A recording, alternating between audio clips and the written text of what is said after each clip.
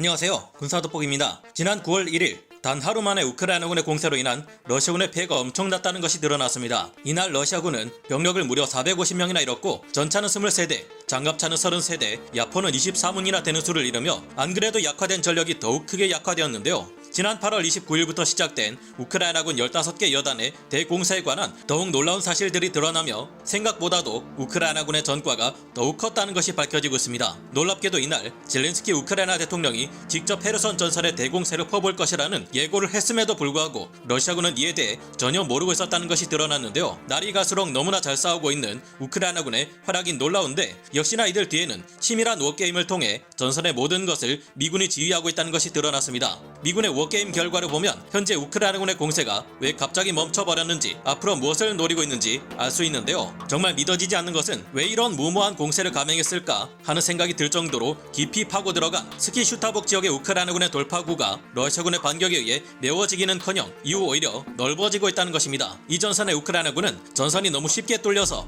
당황한 나머지 오죽하면 이거 함정이 빠진 것 아닐까 하고 의심하기까지 했지만 알고 보니 진짜로 러시아군이 반격할 수 없어서 이런 상황이 벌어지고 있다는데요. 왜 이런 일이 발생했는지 하나씩 자세히 알아보겠습니다. 전문가는 아니지만 해당 분야의 정보를 조사 정리했습니다. 본의 아니게 틀린 부분이 있을 수 있다는 점 양해해 주시면 감사하겠습니다. 젤렌스키 우크라이나 대통령이 직접 지난 8월 29일 공세를 감행할 것이라 오전에 미리 예고했음에도 러시아군이 이를 30일 오후 늦게까지 파악하지 못하고 있다가 피해를 키웠다는 사실이 드러났습니다. 아무래도 헤르손에 배치되어 있는 러시아군의 지휘 통제 시스템이나 상황 보고 시스템 그리고 전장의 상황을 전하는 통신 체계 할 것 없이 죄다 완전히 무너져 내린 것 아닌가 의심될 정도의 상황이 벌어지고 있는데요. 우크라이나 측은 헤르손 전선의 정보를 공유하는 것을 자제하고 있어 자세한 상황을 알기 어려웠지만 러시아 측 오신트 정보통들이 전선의 상황을 분석해 이 같은 정보를 전했습니다. 우크라이나군이 대대적인 기습 공세를 실시한 29일 일부 전선을 제외한 대부분의 전선에서 러시아군은 그 다음 날인 8월 30일 오후가 될 때까지도 아무런 대응을 하지 않았다고 하는데요. 그 중에서도 특히 노바코프카 북쪽 약 40km 지점에 있는 스키슈타복 축선에서는 8월 29일 시작된 우크라이나군의 공세가 다음 날인 8월 30일 새벽에 이미 끝이 났는데 이날 저녁에서야 반격 작전을 시작하는 아주 느린 대응을 러시아군이 보여주었다고 합니다. 현재 여러 친러 오신트 정보통들마저 29일부터 31일 사이 일어난 러시아군의 기가 막힌 대응을 크게 지적하며 누군가는 이 심각한 상황에 대해 큰 책임을 져야 할 것이라 비판하고 있을 지경인데요. 그 중에서도 가장 기가 막힌 전선은 우크라이나군이 깊게 파고 들어온 스키슈타복 돌파구입니다. 이곳에서는 지난 29일 오후부터 우크라이나군 제28 분리기계화 여단과 함께 한 개의 전차 대대와 두 개의 기계화 대대가 돌파작전을 실시했는데요. 이들은 예상했던 것과 달리 너무나도 쉽게 안드리우카에서 스키슈타복 코스트롬카에서 브루스킨스케에 이르기까지 4개 정착촌을 순식간에 탈환했고 14km나 되는 돌파구를 형성하며 러시아군 진영을 깊숙이 찌르며 파고들었습니다. 당시 이곳에서는 러시아군의 제5연합군과 함께 제76 공중근위강습사단 중 남겨진 부대들 그리고 제49연합군 및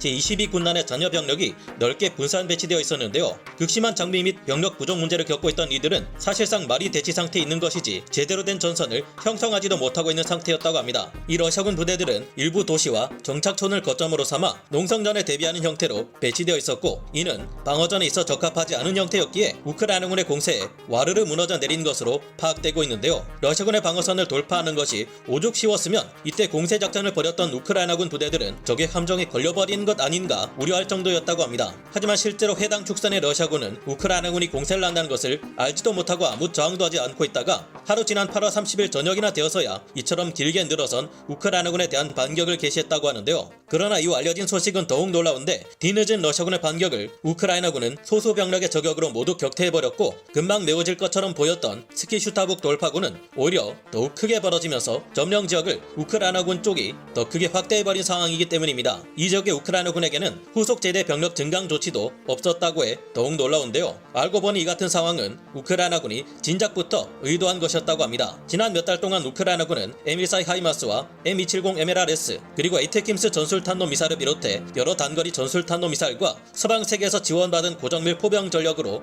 포격을 퍼부어댔습니다. 헤르손 지역에서 러시아군이 빠져나가거나 보급을 받을 수 없도록 진작부터 차단하며 러시아군의 약점인 보급을 집중적으로 공략해 피해를 증가시켜 온 것인데요. 현재 헤르손을 지키고 있는 주력 부대인 러시아군 제49 제병협동군과 이번에 공세를 감행한 12개에서 15개 우크라이나 여단 병력은 비슷한 숫자가 대치하고 있습니다. 하지만 보급이 원활한 우크라이나군과 달리 러시아군은 보급을 보내는 족족 계속 우크라이나군의 정밀 타격에 의해 파괴되고 있어 헤르손 시와 노바카호프카 지역의 러시아군이 서로 단절된 상태라 힘을 쓰지 못하고 있습니다. 이 지역은 넓게 펼쳐진 평야지대라 엄폐물도 딱히 없어서 이 상태로 우크라이나군이 더 치고 들어와 다비드비 리우까지 점령 지역을 넓히게 될 수도 있을 텐데요. 그리 될 경우 딱히 우크라이나군의 공세를 막을 러시아군의 세력도 없는 데다 이 지역이 전차의 진격을 막기 어려운 평야지대라는 점을 고려하면 카호프카 댐이 있는 드네프르강 이남의 노바카호프카까지 우크라이나군이 단숨에 진격해버릴 수도 있을 것으로 추정됩니다. 그러나 현재 우크라이나군이 보이는 태도를 볼 때 남부전선에서는 최대한 러시아군의 이목을 끌면서 피해를 극대화시키고 동부전선에서는 러시아군의 전력이 약해진 틈을 타 반격을 가해 지난 6월 빼앗긴 영토들을 되찾을 것으로 보이는데요. 현지 시각 9월 3일 올렉시 아레스토비치 우크라이나 대통령실 선임 고문이 밝힌 바에 의하면 우크라이나군은 9월 3일부로 남부와 동부전선 전 지역에서 대규모 반격을 개시했지만 동부전선과 달리 남부전선의 전략적 목표는 신속한 영토 탈환이 아닌 러시아군을 말려 죽이는 것이라고 합니다. 이 같은 상황을 어찌 오래전부터 염두에 두고 우크라이나군이 치밀하게 전투를 진행해 왔을까 궁금해지는데요. 역시나 이들의 배후에는 미군이 있었습니다. 현지 시각 8월 31일 미국 CNN의 보도에서는 이번 우크라이나군의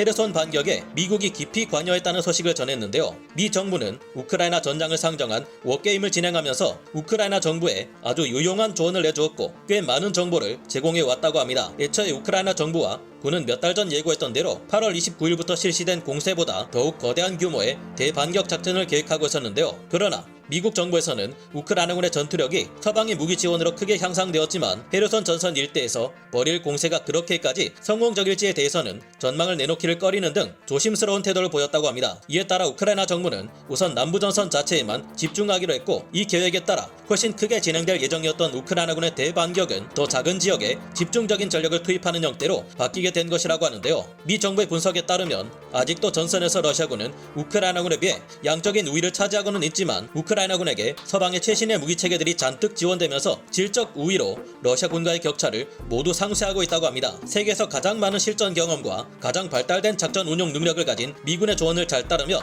전투를 진행하고 있는 만큼 앞으로도 우크라이나군은 러시아군에 비해 많은 경우 우위를 점하며 싸울 수 있을 것이 예상되는데요. 그런가 하면 지난번에 러시아군 방공망이 모두 소멸되었다고 말씀드렸던 헤르손시, 베리슬라보, 노바카호프카 등에서는 우크라이나 공군이 본격적으로 마음 놓고 폭격을 가하며 공습 작전을 벌이고 있습니다. 우리 모두의 마음 같아서야 당장 헤르손과 노바카호프카로 우크라이나군이 진격해 모두 탈환해버리고 크림반도까지 수복하기를 원하게 되지만 단순히 영토를 손에 넣기보다 전쟁에서 승리하는 것이 중요한 만큼 더 멀리 내다보는 것이 맞지 않나 생각해봅니다. 그런 면에서 볼 때 현재 우크라이나군은 아주 현명한 태도를 보이고 있다고 생각되는데 앞으로도 우크라이나군이 승승장구하기를 기대하며 오늘 군사 돋보기 여기서 마치겠습니다. 감사합니다. 영상을 재밌게 보셨다면 구독, 좋아요, 알림 설정 부탁드리겠습니다.